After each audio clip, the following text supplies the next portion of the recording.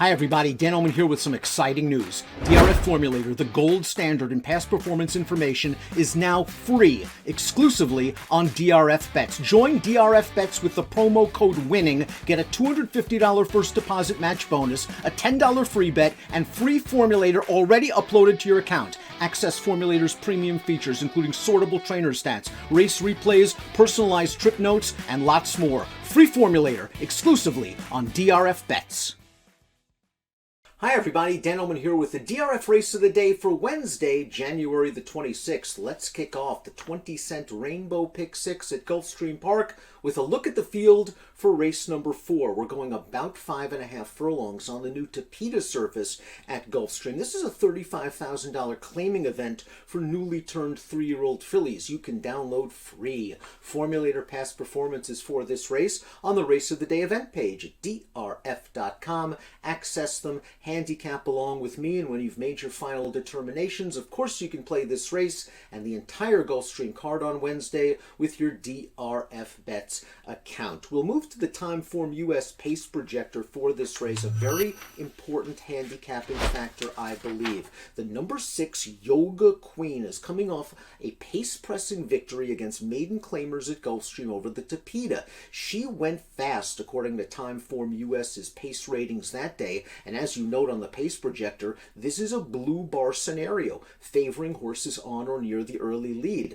It's quite possible that Yoga Queen, expected to be hustled out of there by the aggressive Luis Saez, will not have to work as hard to make the early fractions in this race, and that could save some energy in the stretch. She looks like a really interesting contender simply off the pace. From a formulator fact standpoint, we've got some numbers for the number 1 Susan's Novella and the number 3 Mount Sinai, both trained by Steve Klasaris. Over the past 5 months over a synthetic surface, the Klasaris barn doing exceptionally well. 33% winners and a $3.03 ROI. As for Susan's Novella, this horse did win over course and distance 2 starts back. First start against winners at this level wasn't as good. She was able to save some ground, and I know some people think the inside might not be great over the Tapeta surface at Gulfstream. I thought that day it was a fair track. Susan's Novella just sort of passed tired horses as the beaten favorite. She is getting Lasix for the first time, as are many of these newly turned 3-year-old fillies,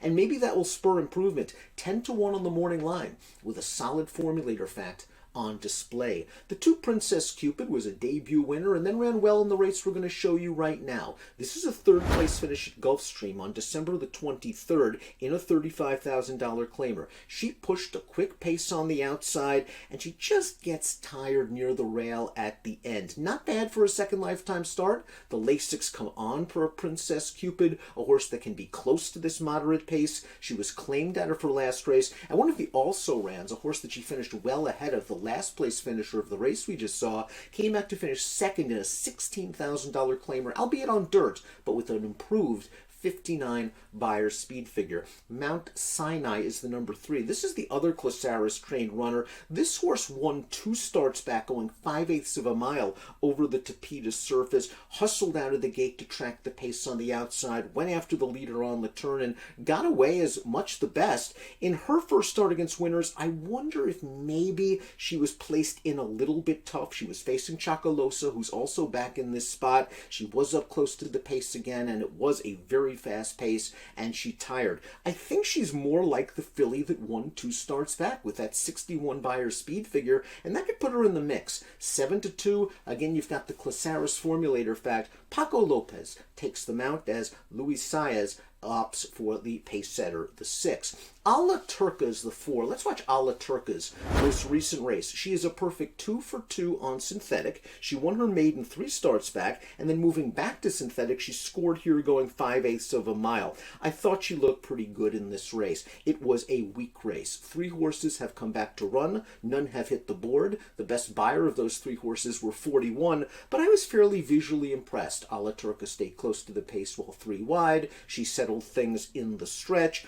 I thought it was a good performance. Maybe not the fastest race in the world, but it was her career best by her of 56, and she just seems at home over this Tapeta surface. She might have to overcome a slow pace. We'll see. I think that she showed enough tactical speed last time out in a moderately paced race that she can adapt to the pace scenario. She's 8-1, and Javier Castellano takes the mount. The 5 Chakalosa, well, she's the most established horse in this race by far. She won her maiden in the Arlington, Washington Lassie as a 2-year-old, going 7/8 on Arlington's poly track, and then she came back and scored last time out. Let's watch this race. January the 12th at Gulfstream, a Florida-bred entry-level allowance race, and it was a race where the pace just melted down, and it worked to Chakalosa's favor. She got into a little bit of trouble out of the gate. It might actually have helped her, considering the way this race set up, but look at how she storms down the track to win this race. She was much the best. She asserted her class first-time Lasix. That race came back slow, one of those maybe fast early, slow late events. 48 Beyer speed figure. That was a red Timeform US color-coded situation. This one is blue. Chakalosa might have a more difficult time of it rallying from off the pace in here as she makes her second start off the layoff. But we have a formulator fact for Larry Ravelli, who just does good work with these kind of horses. Past 2 years, last out winning synthetic 3-year-olds, 40% winners, a $2.22 ROI. This horse figures to take some money.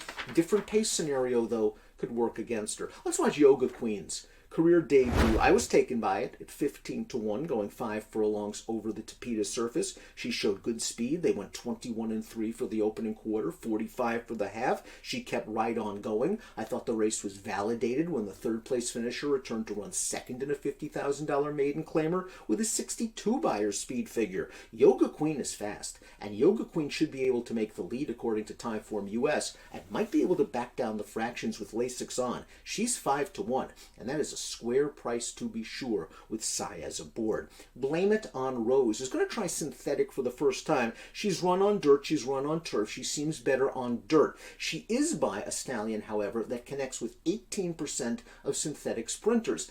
Well above the industry average. The dam only raced once on a synthetic surface and did not win. Let's watch Blame It on Rose's last race at Gulfstream on the dirt on December the 29th against $35,000 starter allowance foes. She pushed the pace, was outpaced a little bit on the turn, and she's going to keep grinding it out. She was very, very game in the stretch. She makes this close. The favorite Leviosa is just able to beat her by a neck. It looks like this two-time winner is returning to form, but the synthetic is a bit of a question mark. I wouldn't be surprised if she shows a little bit of speed and is in contention when they sprint for home. Runaway Breeze completes this field. Runaway Breeze dropping out of a stake-bred allowance, won by Chakalosa last time out. It was a race that was won by closers. She, like Chakalosa, had a little bit of trouble early, and she just couldn't finish with Chakalosa in the stretch. I thought her race 2 starts back to going 2 turns was okay. To me, she seems like a horse when sprinting.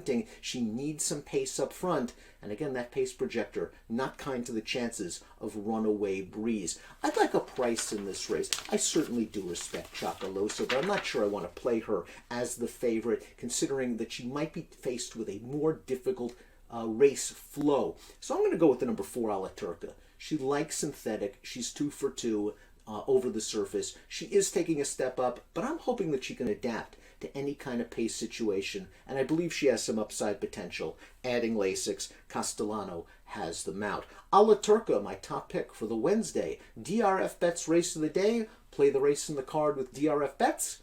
Good luck.